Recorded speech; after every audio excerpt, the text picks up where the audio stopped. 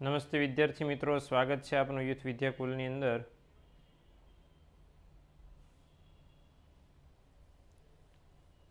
Okay,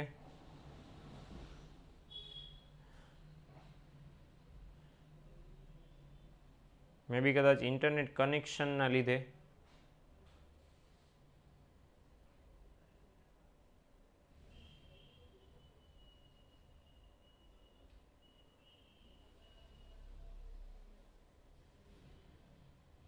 હજી તમે વાટ જોતા હતા. કોની વાટ ભાઈ?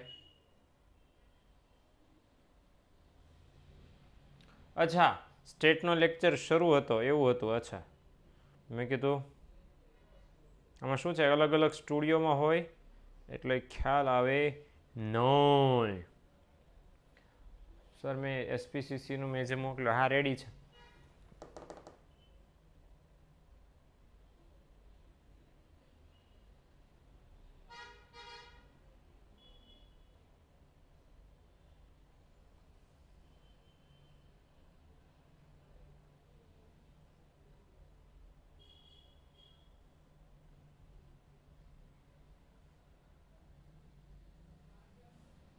ચાલો,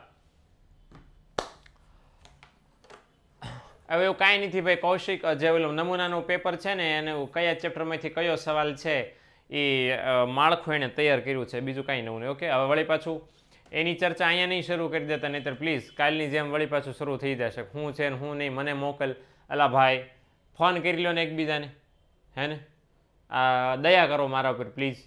એટલે કોન્વર્ઝેશન છે ને એની થોડીક લિમિટ રાખો, કે આપણે જે કામ અત્યારે ચાલી રહ્યું છે એ સિવાય વધારાનો એક પણ સવાલ ન જોઈએ. એને લગતો સવાલ કરો. Okay, done. કાલે મેં તમને વાંચવાનું કીધું હતું, કેટલા જણાએ વાંચીને આવ્યા કાલે જેટલું આપણે ભણ્યા?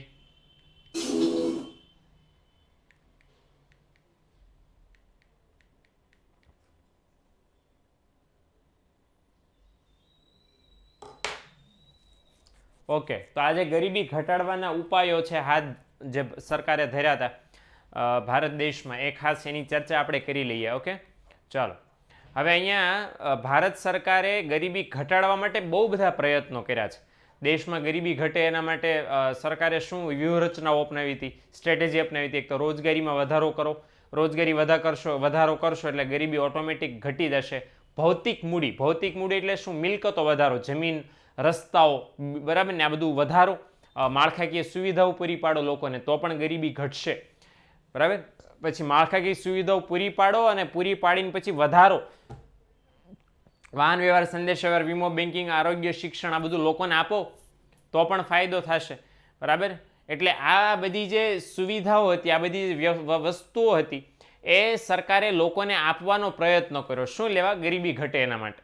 બીજું કે આર્થિક ઉથલ પાથલ થાય, એટલે કે તેજી મંદી આવે માર્કેટમાં, કુદરતી આપત્તિઓ આવે, કુદરતી આપત્તિઓ, વાવાઝોડું, પૂર ને, બરાબર ને, એ બધું પ્રોબ્લેમ થાય, ધરતીકંપ ને, સુનામી ને એવું બધું. તો એ બધા સામે લોકોને રક્ષણ મળે, ખાસ કરીને ગરીબ લોકોને રક્ષણ મળે, એના માટે સરકારે પ્રયત્ન કર્યા છે. અને આયોજન કાળ દરમિયાન એટલે શું મિત્રો? તો કે આયોજન કાળ દરમિયાન એટલે 1951માં જે ભારત સરકારે પંચવર્ષ યોજનાઓ શરૂ કરી એ સમયગાળો. તો બહુ બધા સરકારે ઉપાયો હાથ ધર્યા હતા. એમાં કયા કયા ઉપાયો સરકારે હાથ ધર્યા એની જરાક જાણકારી આજે આપણે મેળવવાના છીએ. ઓકે, તો જોઈ લો, અહીંયાથી જ બધા ઉપાયો છે સરકારે, સોરી માફ કરજો, આટલા ઉપાયો સરકારે હાથ ધર્યા છે. ટોટલ 7 ઉપાયો સરકારે હાથ ધર્યા છે ગરીબી ઘટાડવા માટેના. અહીંયાથી તમને સમજાવી દઉં છું ડિટેલમાં. ઓકે, સૌથી પહેલું છે ખેતી ક્ષેત્રે શ્રમિકોની ઉત્પાદકતા વધારીને. વિધાનમાં એવો સવાલ પૂછી શકે છે, વિધાન આનું બનાવીને. કેટલા માર્કમાં વિધાન બનાવીને સવાલ પૂછી શકે છે? તો કે 3 માર્ક્સમાં, 3, 2, ઓકે માફ કરજો, ન માફ કરો તો મારે આવી સુરતમાં આવીને લોચો ખાઈ લેજો, બીજું શું. ઓકે, તો 2 અથવા તો 3 માર્ક્સમાં પૂછાય. આ એક જ મુદ્દો, 2 અથવા તો 3 માર્ક્સમાં પૂછાય કે ખેતી ક્ષેત્રે શ્રમિકોની ઉત્પાદકતા વધારીને કઈ રીતે ગરીબી ઘટાડી શકાય. આખો આ જે સવાલ છે 5 માર્ક્સમાં પૂછાય પાછો. આખો સવાલ કે ગરીબી ઘટાડવાના ઉપાયો વિગતવાર સમજાવો, તો તમારે લખવું પડે. હવે હું તમને ખાસ અહીંયા કહેતો તો ખેતી ક્ષેત્રે છે એ તમે શ્રમિકોની ઉત્પાદકતા વધારીને કઈ રીતે તમે ગરીબી ઘટાડી શકો. તો આ વસ્તુ ખાસ સમજવાની મિત્રો કે જો ખેતી ક્ષેત્રે છે, આપણને ખબર છે ખેતી ક્ષેત્રમાં વધારે પડતા લોકો રોકાયેલા છે ને. સાથે સાથે સ્લાઇડમાં ફેરવતો જાઓ ફટાફટ, તો પણ જરાક તમને કોન્સેપ્ટ ખબર પડશે કે લખાણ શું સમજાવી રહ્યો છું હું તમને. ઓકે, તો ખેતી ક્ષેત્રમાં આપણને ખબર છે કે લોકો વધારે છે, વસ્તી વધારે છે જરૂર કરતા. ઓકે, 5 માર્કમાં 5 મુદ્દા યુવા લખવાના હોય. યાર કેટલી વારમાં જવાબ દેવાનો, સમજણું? ગમે એટલા મુદ્દા છે, કોઈ પણ 5 મુદ્દા તમારે લખવાના આવે. ઓકે, હવે અહીં ખાસ સમજજો, જનધન યોજના વાર છે ગોહિલ, હજી અત્યારે ડાયા તો કહું છું તમને યાર, જે મુદ્દો ચાલે એની વાત કરો, બાકી બધું બંધ રાખો. જનધન યોજના જે હમણાં છેલ્લે આવશે, અને આ પાઠમાં નહીં, છઠ્ઠા પાઠમાં આવે ભાઈ. ઓકે, અને આ પાઠમાં આવશે તો જ્યારે આવશે ત્યારે હું તમને ચર્ચા કરીશ એની, પણ અત્યારે અહીં ધ્યાન દો. તો ખેતી ક્ષેત્રમાં જેટલા પણ શ્રમિકો છે, જો એમની આવક વધારવામાં આવે તો ગરીબી શું કરી શકાય? ઘટાડો. હવે કઈ રીતે કામ કરવાનું? શ્રમિકોની ઉત્પાદકતા વધારવા માટે કયા કયા પગલાં લેવાના? તો કે ટેકનોલોજી સુધારેલી ખેડૂતોને આપો, ખેતી કરતી વખતે સારી ટેકનોલોજી વાપરે, હળને બદલે ટ્રેક્ટર વાપરે, સાદા બિયારણને બદલે સુધરેલા બિયારણ વાપરે, સોલાર પેનલ વાપરે, વીજળીનો ઉપયોગ કરે, હે ને. પછી પૂરતા પ્રમાણમાં અને સસ્તા દરે કૃષિ નિપજકો. આ કૃષિ નિપજકો એટલે શું? કૃષિ નિપજકો એટલે વીજળી, બિયારણ, જંતુનાશક દવા, રાસાયણિક ખાતર, આ બધાને શું કહેવાય? નિપજક કહેવાય. એટલે આ બધા જે નિપજકો ઘટક આપણે કહી શકીએ, એ ઘટકો આ બધા છે. આ બધા ઘટકા સિવાય કૃષિ કોઈ દિવસ થાય નહીં. એટલે ખેડૂતોને પૂરતા પ્રમાણમાં, મતલબ જેટલા જોઈએ એટલા અને સસ્તા દરે પૂરા પાડો. માળખાકીય સુવિધાઓ, પોતાની વસ્તુને બજાર સુધી લઈ જવા માટે વાહન વ્યવહાર, સંદેશા વ્યવહાર, જેથી ઇન્ટરનેટ ઉપરથી પોતાના ભાવોની જાણકારી સરળતાથી મેળવી શકે. આ બધી સુવિધાઓ જો ખેડૂતોને આપવામાં આવે તો ફાયદો શું થાય કે ખેડૂતોની ઉત્પાદન કરવાની ક્ષમતા શું થાય? વધી જાય. ઉત્પાદન કરવાની ક્ષમતા વધે એટલે આવક વધે, આવક વધે તો જીવન ધોરણ ઊંચું આવે, અને જીવન ધોરણ ઊંચું આવે તો ગરીબીમાં શું થાય? ઘટાડો. ઓકે, તો ગરીબીમાં ઘટાડો થાય. એટલે ઇન શોર્ટ આ બધી માળખાકીય સુવિધાઓ ખાસ તો મેઇન વસ્તુઓ છે, એ જો ખેડૂતોને તમે આપશો તો ફાયદો શું આવશે? શ્રમિકોની ઉત્પાદકતા વધશે. ઓકે, એટલે આવી રીતે તમે લખો, જોરદાર. ઓકે, ચલો બીજો ઉપાય છે નાના પાયાના ઉદ્યોગોનો વિકાસ. આપણને ખબર છે કે આઝાદી પછી સરકારે મોટા પાયાના અને ભારે ઉદ્યોગોને જ મહત્વ આપ્યું, અને મોટા પાયાના ભારે ઉદ્યોગોમાં મૂડી પ્રધાન ઉત્પાદન પદ્ધતિ હતી. એના કારણે ઓછી રોજગારીનું સર્જન થયું, અને એના કારણે ગરીબી એમની એમ રહી. તો સરકારને એવું સૂચન અહીંયા છે, એવો ઉપાય અહીંયા આપવામાં આવ્યો છે કે નાના પાયાના ઉદ્યોગોનો વિકાસ કરવામાં આવે અને એમને વધારે ને વધારે વિકસવા માટે પ્રોત્સાહન આપવામાં આવે. બીજું કે બજારમાં વસ્તુનું વેચાણ થાય એવી સુવિધા આપવામાં આવે તો દેશમાંથી મોટા પાયે 21.9% ગરીબી છે ને 2.9% કરી શકાય. આટલો બધો ઘટાડો કરી શકાય.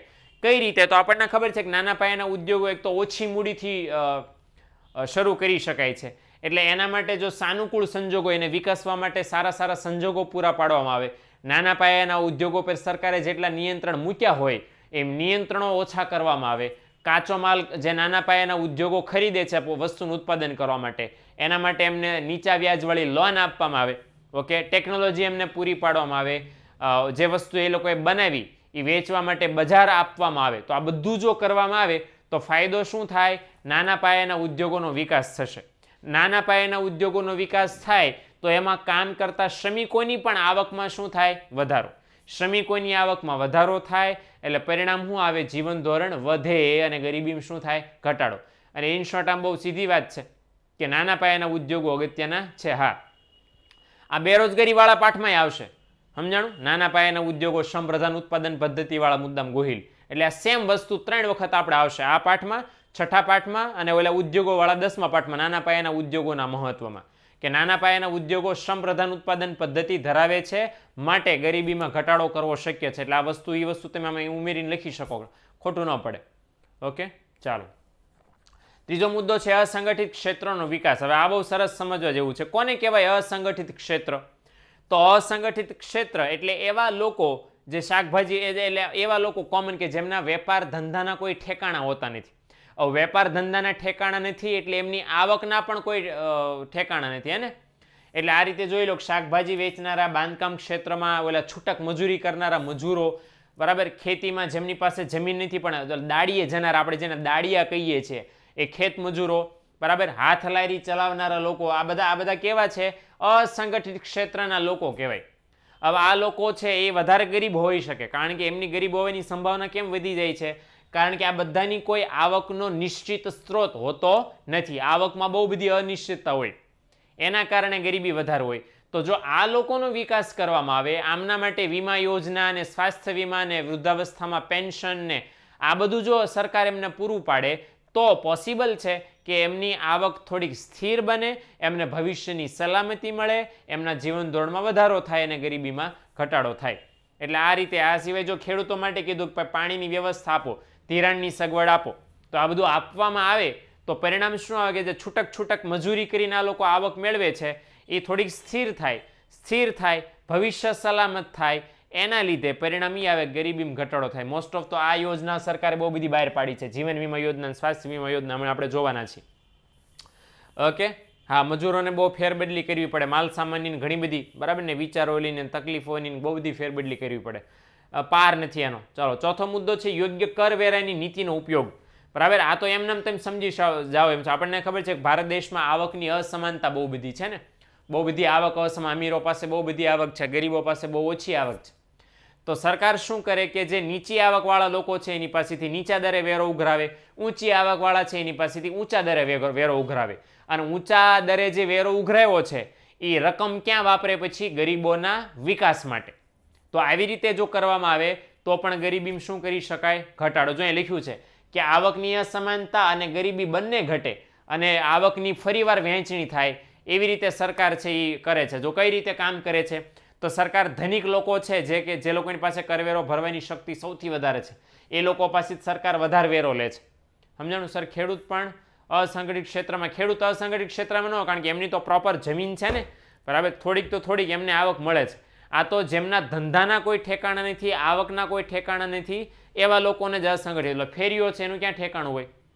સમજાણું ને? આમાં ના કરતા દુકાનવાળા ન કે, એટલે એવું કાંઈ નથી. નહીં તો આવકની અનિશ્ચિતતા તો દુનિયાના બધા ધંધામાં છે, તો કે બધા ધંધાને થોડા અસંગઠિત ક્ષેત્રમાં લઈ લેવાય ભાઈ. સમજાણું ને? ઓકે, હવે અહીંયા જોઈ લો કે ધનિક લોકો કે જેમની કરવેરો ભરવાની શક્તિ વધારે છે, સરકાર એમની પાસેથી વધારે વેરા ઉઘરાવે, અને જે લોકો ગરીબ છે, જેમની આવક બહુ નીચે છે, એમને સરકાર શું આપે? કરવેરો ભરવામાં રાહત આપે, ઓછો કરવેરો ભરવાનું સરકાર કહે.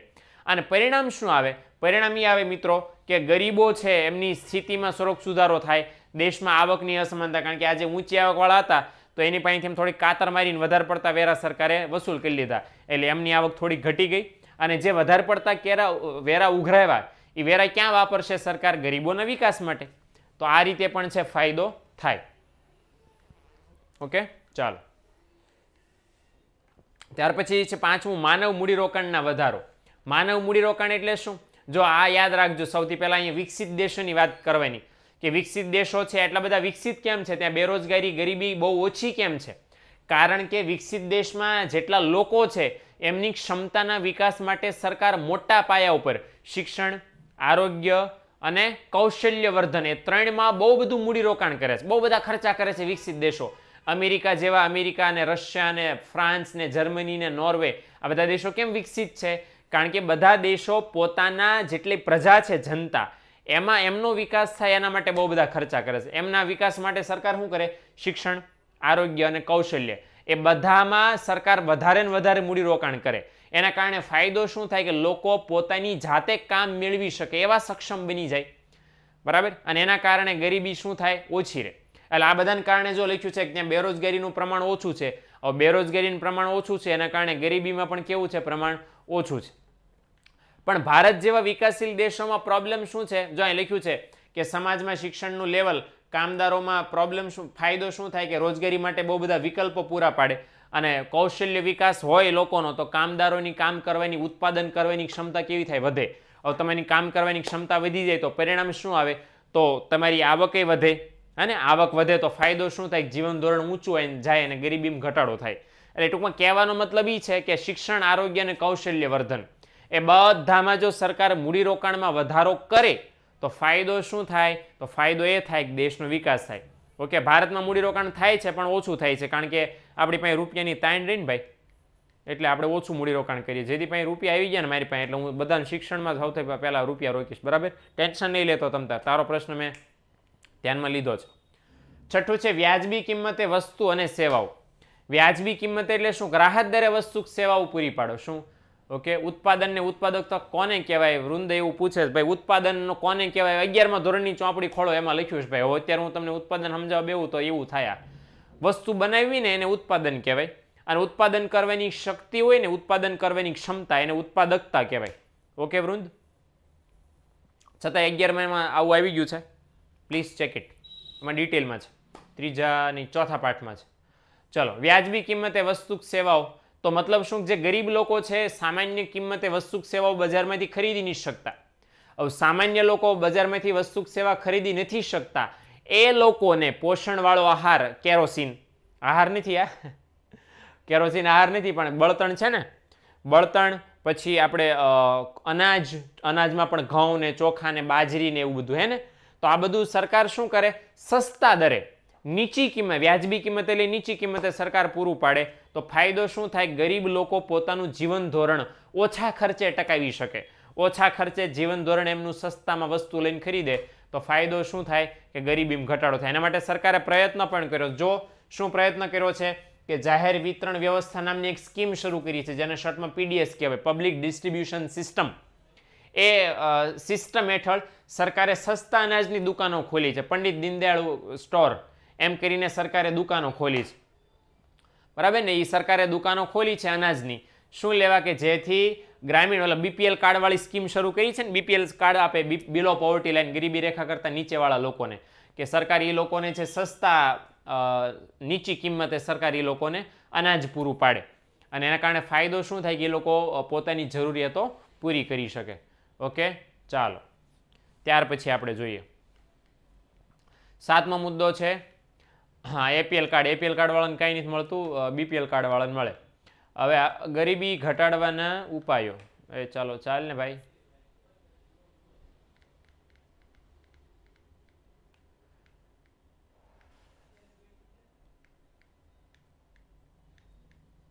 ઓકે, અહીંયા સુધી આપણે જોયું 1 2 3 4 5 6, હે ને? આ આટલા ઉપાયો આપણે જોયા.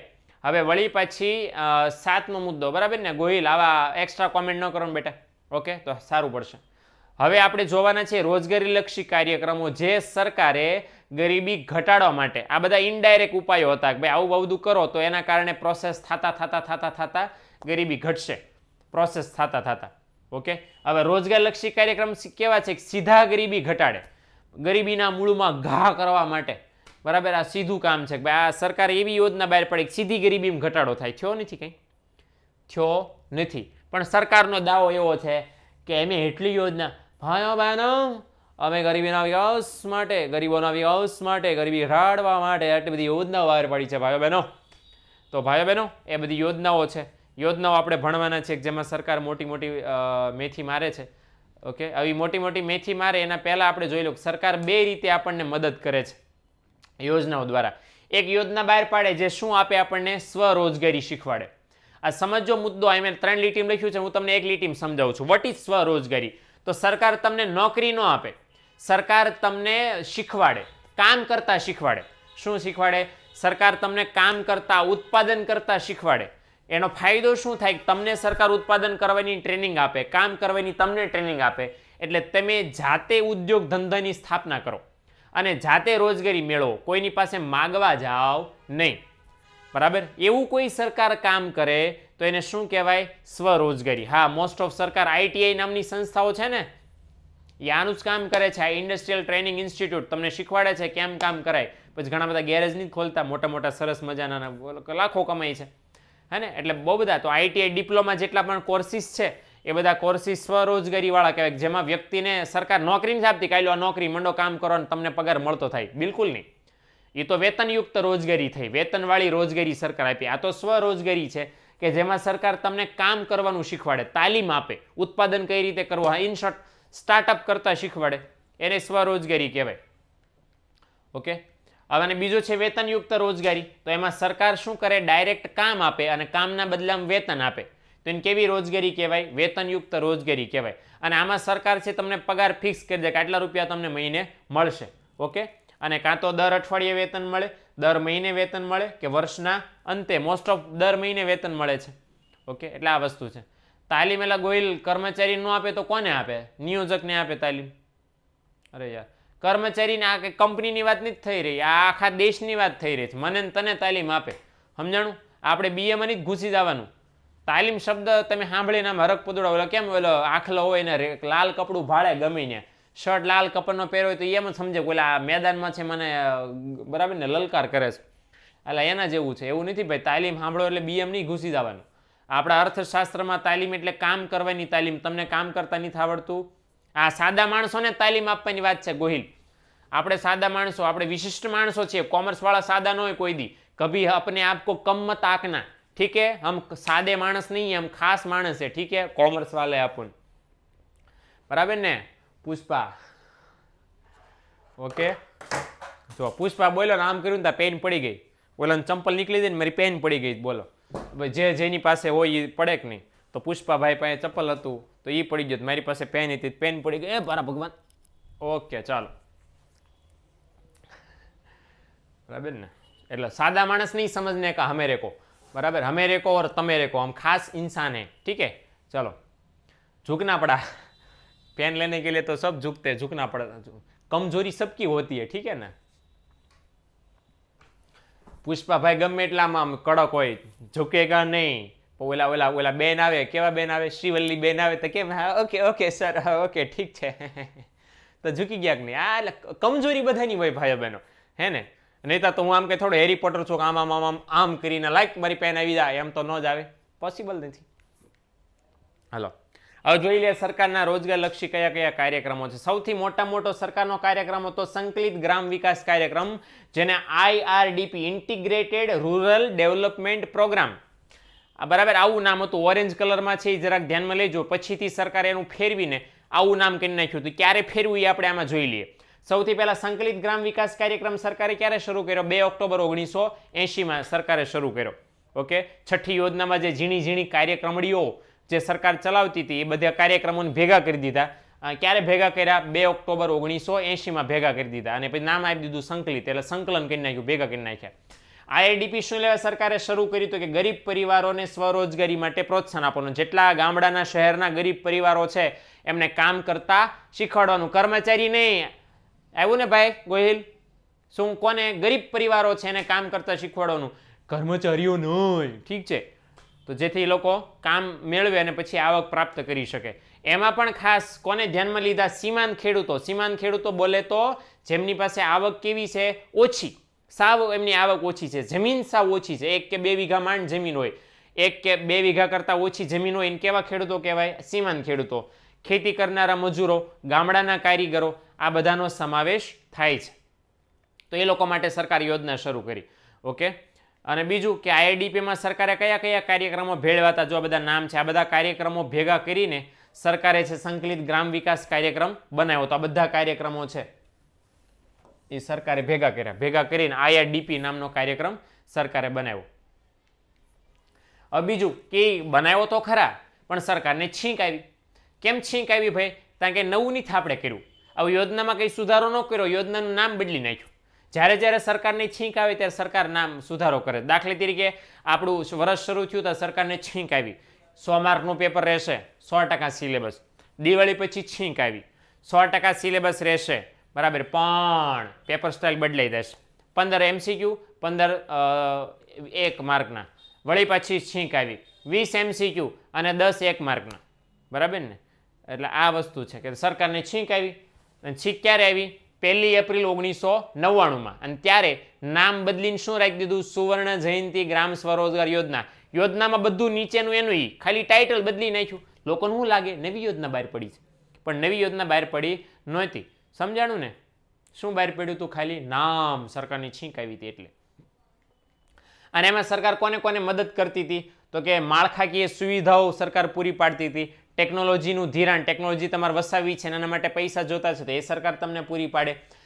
નાના પાયાના આ બધા લોકો જે ગૃહ ઉદ્યોગો છે, નાના નાના ઉદ્યોગ, એ લોકો વસ્તુ બનાવે, એના વેચાણ માટે બજારની સુવિધા સરકાર પૂરી પાડે.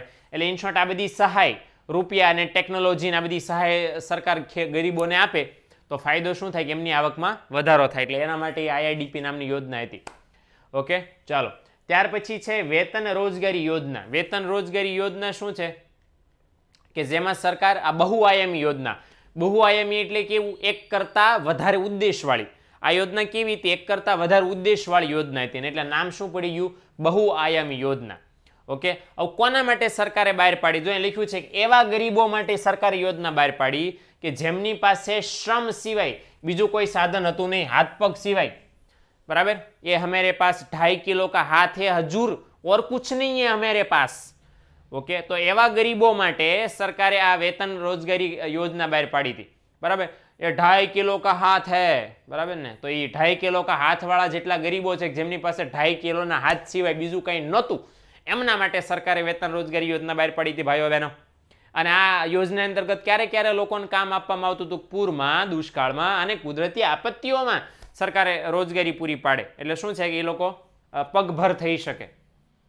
बराबर. मानसी ऐसा नहीं बोलने का, हाथ हमेरे को नहीं देना है, हाथ में काम देना है. हाथ देने से गरीबी नहीं घटेगी, हाथ में काम देने से गरीबी घटेगी. यू नो, है ना, माइंड. जो नो मैंने बिठा दिया ना, तो ओके चलो, ये तो हमारा टैलेंट है. चलो चलो, आ योजना हेठळ वेतन रोजगारी हेठळ कई कई योजना बहार पाड़ी, तो कि जवाहर रोजगार योजना અને રોજગાર બાંહેધરી યોજના, બે યોજના છે સરકારે વેતન રોજગારી કાર્યક્રમની હેઠળ બહાર પાડી છે. અને બંને યોજના છે સારું કરી રહી છે. બે છોકરા મોટા થયા છે અને કોલેજમાં ભણે છે અત્યારે બે યોજનાઓ, અને આપણા દેશમાં કામ ચાલી રહ્યું છે. ઓકે, અંશ એમ કે છે કે નીલકંઠ સરની મોજ, હમ મોજ નહીં કરતે એમ ભણતે એમ ભૈલા. રમત સાથે ગમત, ખાલી રમત નહીં કરની હે, વરના રમત કરેંગે તો ફિર ઉડ જાएंगे, હે ને. એટલે આ વસ્તુ છે. ચાલો, ત્યાર પછીની નાની અને બહુ સરસ મજાની યોજના જેનું નામ શું છે, પ્રધાનમંત્રી રોજગાર યોજના. ઓકે, પ્રધાનમંત્રીએ શરૂ કરી હતી. ક્યારે શરૂ કરી હતી? આ મોદીએ નહીં, એના પહેલા કોક હતા 1990માં, હે ને. 1990માં શું પ્રોબ્લેમ થયો હતો આપણને ખબર છે કે 1991ના સુધારા થયા હતા. 1991ના સુધારા થયા એટલે પરિણામ શું આવ્યું કે અમુક સારી અસરો પણ થઈ દેશમાં, અમુક ખરાબ થઈ. ખરાબમાં શું અસર થઈ કે સરકારે મોટા પાયાના ઉદ્યોગોને મહત્વ આપ્યું ને, એના કારણે એ લોકો યંત્રો પોતાના ઉદ્યોગોમાં નાખ્યા, નાના પાયાના ઉદ્યોગોનો શિકાર થયો, મતલબ ઘટી ગયા નાના પાયાના ઉદ્યોગો. એના કારણે પ્રોબ્લેમ શું આવ્યો કે રોજગારી સ્થગિત થઈ ગઈ. મતલબ શું થયો કે રોજગારીમાં વધારો જ ન થયો, રોજગારીમાં ઘટાડો થઈ ગયો, વસ્તી વધતી ગઈ અને રોજગારીની નવી તકો ઊભી ન થઈ. સ્થગિત થઈ મતલબ નવી તક ઊભી ન થઈ. એટલે રોજગારીના દરમાં ઝડપથી ઘટાડો થઈ રહ્યો હતો. એટલે 1990ના દાયકામાં 91, 92, 93, 94, 95, 96, 97, 98, 99 આ વર્ષોમાં બેકારી સતત વધી રહી હતી, ગરીબી સતત વધી રહી હતી, રોજગારી ઘટી રહી હતી. એટલે એમાં સુધારો કરવા માટે આ પ્રધાનમંત્રી સ્વરોજગાર યોજના શરૂ કરવામાં આવી. કોના માટે સરકારે સ્પેશિયલ આ યોજના શરૂ કરી? તો કે શિક્ષિત વ્યક્તિઓને માટે. શિક્ષિત વ્યક્તિઓને સરકાર કામ કરવાનું શીખવાડે અને પછી એ લોકોને રોજગારી આપીને બેકારીમાં ઘટાડો કરે અને ગરીબીમાં એના પછી ઘટાડો થાય. વ્યક્તિઓ પડી કેમ જાય છે પિક્ચરમાં? જે પડી જતા હોય, બરાબર ને, એ અર્થતંત્રની બાણ વાગ્યું, બરાબર, રામના બાણ વાગે તો અર્થતંત્રનું બાણ વાગે, ન પડી જાય એટલે મતલબ બેકાર બની જાય એમ. ઓકે, તો સરકારે કોના માટે બેરોજગારી છે એ ઘટાડવાની પ્રયત્ન કર્યો હતો? તો કે શિક્ષિત બેરોજગારો. સરકારને ખબર હતી કે બધા અભણ જે છે એને ન મહેનત કરે જાય, એના માટે તમારે સ્કૂલ ખોલવી પડે, નવો જન્મ લેવો પડે. એટલે જે ભણેલા છે એને તેમ થોડુંક શીખવાડો એટલે એ પોતાની આપ મેળે જાજુ શીખી લેશે. એટલે મહેનત નહીં જાજી કરવી પડે, સમજાણું? એટલે ભણેલા છે એ થોડાક બુદ્ધિશાળી તો હોય જ, અને આપણે કોમર્સવાળા આપણે તો ડબલ બુદ્ધિશાળી, બરાબર ને, એમ છે. હાલો, ત્યાર પછીની યોજના છે રાષ્ટ્રીય રોજગાર બાંહેધરી કાનૂન. આપણી બહુની આ બધાની લાડકી યોજના છે નરેગા. આ નરેગાનું નામ બદલીને છીંક આવી હતી સરકારને, એટલે શું થઈ ગયું હતું? મનરેગા. 2005માં આ યોજના છે સરકારે શરૂ કરી. અને શું લેવા શરૂ કરી? તો કે ગામડાના અને શહેરના જે ગરીબ કુટુંબો છે એ કુટુંબના ઓછામાં ઓછા એક વ્યક્તિને ઓછામાં ઓછા વર્ષમાં 100 દિવસનું કામ આપવા માટે સરકારે યોજના શરૂ કરી હતી. કયા વર્ષમાં? 2005માં. ઓકે, આમ તો 2006 કહી શકો, પણ 2005 ચોપડીમાં છે 5 રાખો. અને આપણને ખબર છે કે 2009માં સરકારને છીંક આવી. 2 ઓક્ટોબર 2009ના દિવસે સરકારને છીંક આવી. એટલે સરકારે નરેગાને બદલે મહાત્મા ગાંધીનું નામ એમાં પ્લસ કરીને શું કરી નાખ્યું? મનરેગા. મનરેગા વિશે ડિટેલમાં ઇન્ફોર્મેશન આપણને 6થા ચેપ્ટરમાં આપી છે, ત્યારે વાત કરશું. અત્યારે હું આટલું જ આપ્યું છે 5મા ચેપ્ટરમાં, બરાબર ને? Okay, ready? ચાલો કિરણ, એ પ્રશ્ન આપણે હમણાં છેલ્લે લઈએ, બરાબર ને? આવાસ યોજના જોઈ લઈએ, બરાબર ને? અત્યારે આ યોજના છે આપણી સામે બંધાઈ રહી ને, સરકાર શહેરોમાં ઘણા બધા મકાનો બંધાવે છે, તો આ આવાસ યોજના. આપણને ખબર છે કે ગરીબીનું એક પેલું નિર્દેશક રહેઠાણ પણ છે, હે ને? તો ગરીબીના બહુ બધા નિર્દેશકો છે, પણ એમાંથી સમજો કે રહેઠાણ બહુ મોંઘા છે, એટલે સરકાર ગરીબોને રાહત દરે રહેઠાણ પણ આપવા માંગતી હતી.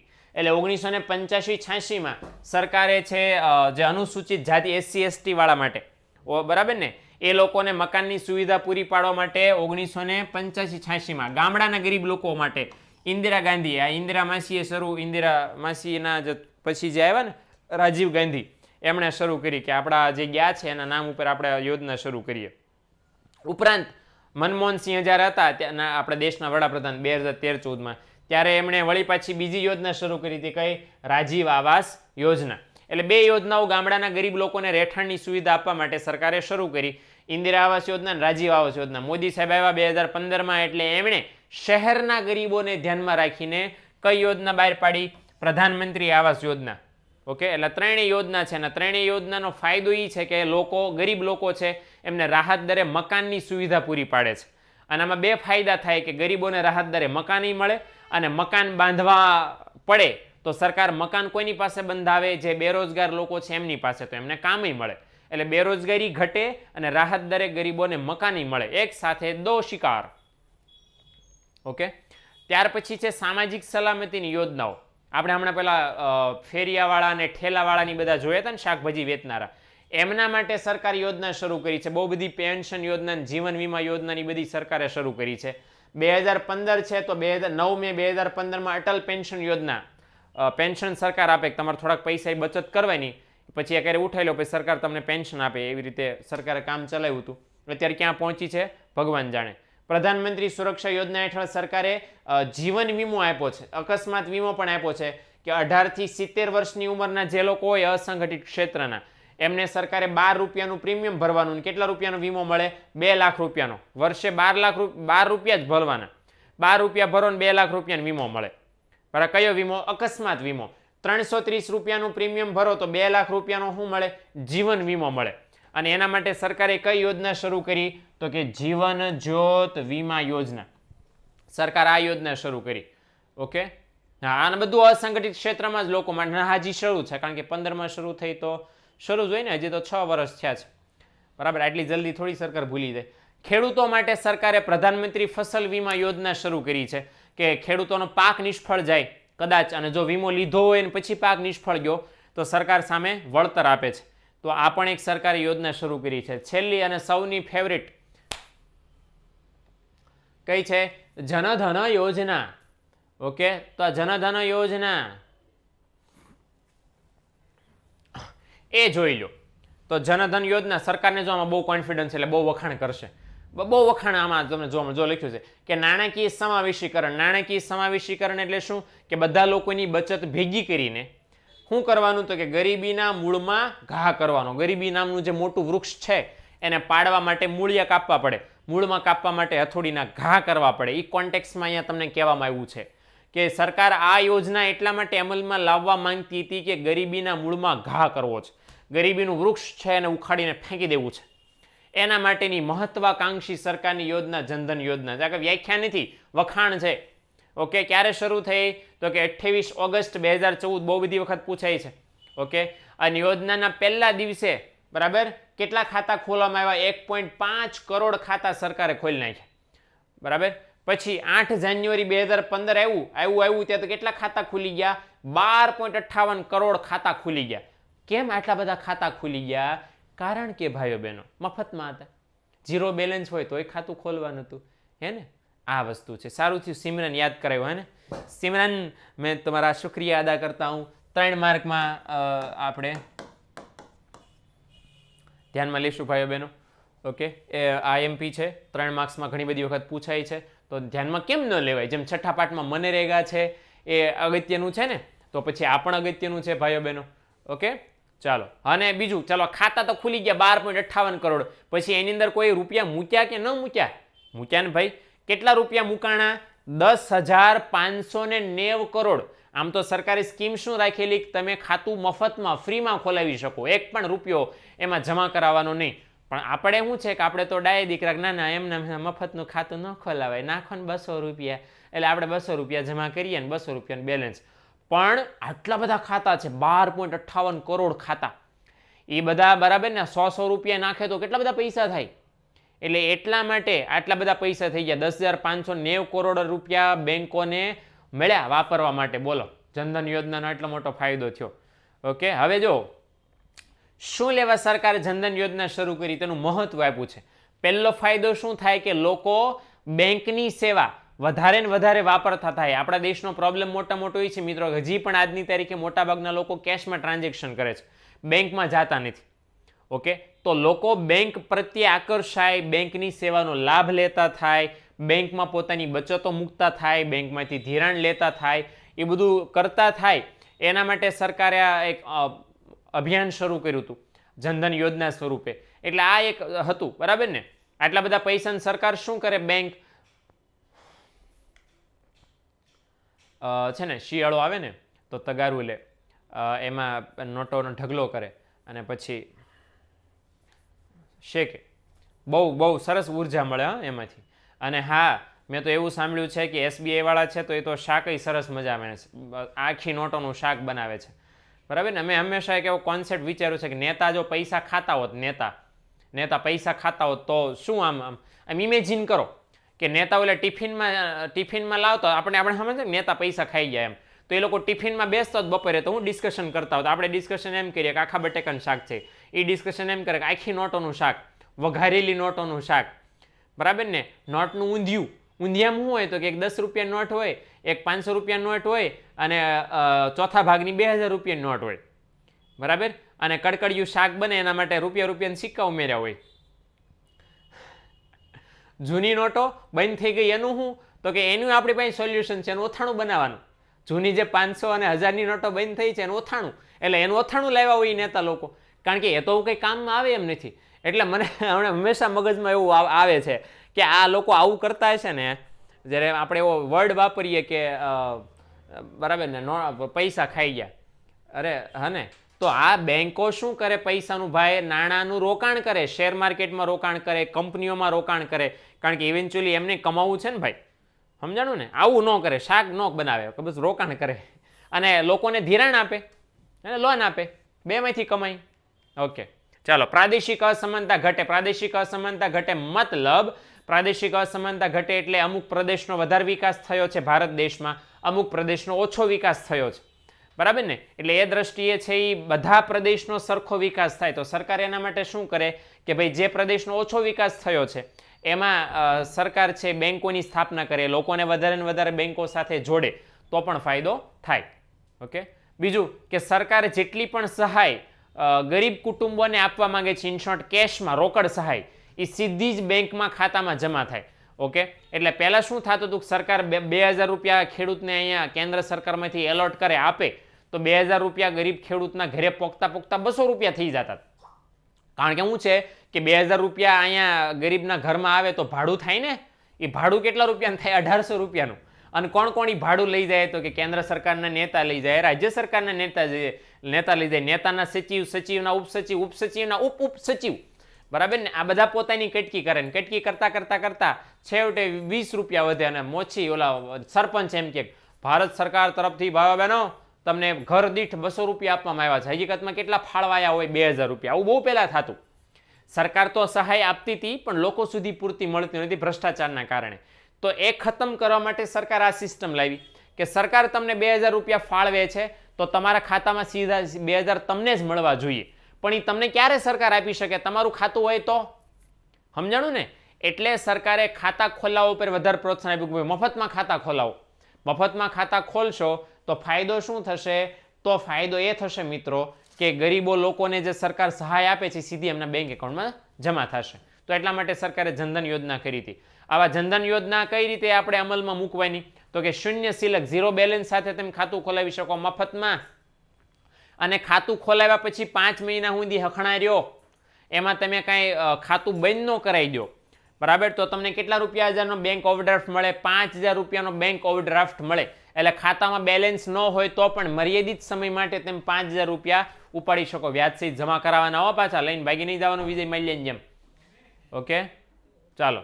લખણ શું છે, તો જો અહીં કીધું છે કે નાણાંનું સમાવિષ્કરણ કરવા માટેની સર્વગ્રાહી યોજના, એટલે કે એવી સર્વગ્રાહી એટલે બહુ સરસ એવી યોજના છે કે જેના કારણે લોકોના નાણાં બચત સ્વરૂપે બેંકો, નાણાંનું સમાવેશીકરણ કરવું એટલે શું? નાણાંનું સમાવેશીકરણ કરવું એટલે લોકો જે રોકડમાં નાણાં સાચવે છે એ ક્યાં સચવાય? બેંકોમાં. બેંકોને ધિરાણ કરવા માટે, ઉદ્યોગોમાં મૂડીરોકાણ કરવા માટે નાણાં મળે, એટલા માટે સરકારે આ યોજના બહાર પાડી છે. ઓકે, બીજું કે સૂક્ષ્મ ધિરાણ, આ ક્યાં વયું ગયું? હા, સૂક્ષ્મ ધિરાણ એટલે નાના નાના રકમના ધિરાણ લોકોને મળી શકે અને ગરીબીના મૂળમાં ઘા થઈ શકે. બીજી વાર ઘા આવ્યું, 2 વાર ઘા કર્યા સરકારે. કોઈ વચ્ચે મને એમ પૂછતું હતું, સાહેબ ગરીબીના મૂળમાં ઘા થાય ન થાય? સરકાર વખાણ કરે છે ખાલી, હો ને. લોલીપોપ એવો શબ્દ સાંભળ્યો છે ને, તો એ સરકાર આપે છે આપણને. સરકારને ચણા મમરા લાવવા રોકાણ કરે, હા એવું આપણે સરકારને કિરણ એવું કહેશું. ઓકે, કોક મને વચ્ચે એવું કહેતું હતું કે સર અમને કોમર્સ લેવાની ના પડે, એટલે 12મું ધોરણ ભણી લીધું, હવે કોણ તમને કોમર્સ લેવાની ના પાડે છે? બોલો લ્યો, कैसे हैं यार ये लोग? અને જે લોકો કોમર્સ લેવાની ના પાડે છે સમજી લેવાનું બુદ્ધિ નથી, બુદ્ધિવાળા માટે જ કોમર્સ છે ભાઈ, સમજાણું? એટલે બહુ ઓવર હોય એ સાયન્સ લે અને હાવ ન હોય ન ભણે. બાકી કોમર્સ છે તો અતિશય બુદ્ધિશાળીવાળા લોકોનું કામ છે. ઓકે સર તમે પીએમ બની જાઓ. પીએમ બનીને હું મોર્નિંગ કરું બોલો? હે કાચા બદામ ગીત ગાવ એવું પીએમ બની? ઓ પેલું ફેમસ થયું છે ને અત્યારે સોંગ, કાચા બદામ હાચા ફાચા ખાચા ફાચા ખાચા, એવું કંઈક એ લોકો બિચારો ગાય છે. બંગાળનો એ ભાઈ છે, બરાબર. મેં એના વિશે થોડીક પીએચડી કરી કે ભાઈ આ ક્યાં છે, તો એ બંગાળના એ ભાઈ છે. અને વિચાર કરો, માર્કેટિંગની સ્ટ્રેટેજી છે, માર્કેટિંગ થઈ શકે, લોકો આકર્ષાય પોતાની. અને કાચા બદામ આપણે ઝૂલવી માર્યું છે. કાચા બદામ આપણે જેને મગફળી કહીએ છીએ, શીંગ કહીએ છીએ, ખારી શીંગ, સમજાણું? એને એ લોકો કાચી બદામ કહે છે. ઓકે, તો એના માર્કેટિંગ માટે ભાઈ એમ કહે છે કે મોબાઈલ હળી ગયેલો છે, મોબાઈલની ચેન હળી ગયેલી છે, પણ મારી જે બદામ છે એ શુદ્ધ ક્વોલિટીની છે, એટલે આ લ્યો. મોબાઈલમાં ધ્યાન ન, ખબર છે ને, મોબાઈલ હળેલો મોબાઈલ હાથ મારે છે, એમ કે મોબાઈલમાં કાંઈ લેવાનું નથી. પણ આ માર્કેટિંગની સ્ટ્રેટેજી ભાઈ. ઓકે, બીજાનું લીટી ઉલા નાની કરો, આપણી લીટી મોટી કરો, મોટી થઈ ગઈ લીટી, બરાબર ને? ઓલા માર્કેટિંગમાં ખબર પેપર પસ્તી વાળા તેલના ડબ્બા વાળા ઈ હું બોલતા આપણને ખબર ન પડે, એનો અવાજ આપણે સાંભળે એટલે ઈ જ નીકળે. ઓલા ગુલ્ફી વાળા નીકળે, કેન્ડી વાળા બપોરે ટીંગ ટીંગ ટીંગ ટીંગ સંભળાય એટલે ખબર પડી જાય ને કે આ કેન્ડી આવી ગઈ છે ભાઈ, હે ને? તો ધીસ ઇઝ, હા જો ઓળખી ગયા છોકરા, મારા દીકરા પણ આવી ગયા. જો મારા બાજુમાં ઊભા છે. એમ કે કર કાંઈ ખબર જ ન પડે આપણને કે હું બોલે છે, પણ ખબર પડી જાય કે પેપર પસ્તી વાળા છે. એટલે એક માર્કેટિંગ સ્ટ્રેટેજી કહેવાય. એમ નહીં સમજતા હો કે સાહેબ પાર્ટ ટાઈમમાં જાય છે. આ તો સાહેબની ટેલેન્ટ છે એવી. ના આ બધું કરવું પડે ભાઈ, તૈયારી રાખવી પડે. આ તો જો ભાઈ આમાં લોકડાઉન થયું ને એટલે જો સ્કૂલો બંધ હતી, ટ્યુશન બંધ હતા, ખાલી આ એક શરૂ હતું. એટલે શું છે કે મેં આમ બેકઅપ પ્લાન તરીકે આ બધું વિચાર રાખવું પડે, બરાબર. મેં વાનના ફેરાનું નક્કી કર્યું હતું, જો આપણું આમાં સેટિંગ ન થાય તો વાન ઓલા સ્કૂલમાં નહીં વાનના ફેરા મારતા પેસેન્જરના, એટલે મેં પ્લાનિંગ રાખ્યું સાહેબ. આપણે શાકભાજી વાળું રાખ્યું હતું. આમ માઇક લઈને પહેરીને આપણે ઓલું માઇક નથી આવતું સ્પીકર વાળું, મારું ફૂલ પ્લાનિંગ હતું છોકરાઓ. પેલું અહીં સ્પીકર વાળું માઇક આવે ને, માઇક કાયદેસર, અને શિક્ષક શાક વાળો એવું લખવાનું હતું, બોર્ડ મારવાનું હતું, શિક્ષક શાક વાળો. એ એક માર્કેટિંગ સ્ટ્રેટેજી છે. તમને તમારું ટાઇટલ વાંચીને લોકો ખેંચાવા જોઈએ. તમે એક વખત જોવો તો હશે કે આ શિક્ષક શાક વાળો શિક્ષક વેચે છે શાકમાં, એવું છે. હું મારું ફૂલ પ્લાન હતો સાહેબ, આ તો ખુલી ગયું, વાંધો ન આવ્યો. બાકી આપણું ફૂલ પ્લાનિંગ હતું શિક્ષક શાક વાળો, અને માઇક પહેરીને જ જવાનું. એટલે આવું છે મિત્રો. આ તો શું છે કે આપણે કોઈ પણ ધંધો કરીએ પણ એજ્યુકેશન વાળા છે ને, એમબીએ ચાય વાળા નથી ભાઈ, કોઈ ભી ધંધા નાના નહીં હોતા, બરાબર? समझते हो, सब धंधे मोटे होते हैं क्योंकि धंधा अगत्यना नहीं है, मानस अगत्यना है. ठीक है, एक धंधे में चिपके रहे तो कभी बेवड़ा बढ़ जाता है, खबर नहीं पड़ता है, बड़का बढ़ जाता है, धंधे लगी जाता है. तो बैकअप प्लान हमेशा होવો જોઈએ મિત્રો, બરાબર ને? આજનું નોલેજ. ઓકે, એક ઓપ્શન ઉપર કોઈ દી જીવતા રહેવાનું નહીં, કારણ કે ઓક્સિજન કહેવાય. ઓક્સિજન ગમે ત્યારે ખૂટી જાય. હારે નાઇટ્રોજનનો બાટલો રાખવાનો, શું છે, ભેળો રાખવાનો ઓક્સિજન, એટલે શું છે, વાતાવરણમાં શાંતિ રહે. ભગવાને તો 100% ઓક્સિજન આપણા વાતાવરણમાં પૃથ્વીમાં ન આપ્યો, 78% નાઇટ્રોજન આપ્યો છે, 21% શું લે ઓક્સિજન આપ્યો છે, કારણ કે બધું જરૂરી છે. ઓકે, ચલો સારા વિચાર સાથે આપણે આવતીકાલે મળીએ, અને આવતીકાલે નવું ચેપ્ટર પાછું લેવાના છે. ઓકે મિત્રો, ચાલો મળ્યા. હા ઝાકીર જરાક ટાઈમ ટેબલ જોઈ લ્યો હા દીકરા, એમાં તમને મળશે. થોડીક તકલીફ લ્યો હા ને વિદ્યાકુલમાં. ચાલો.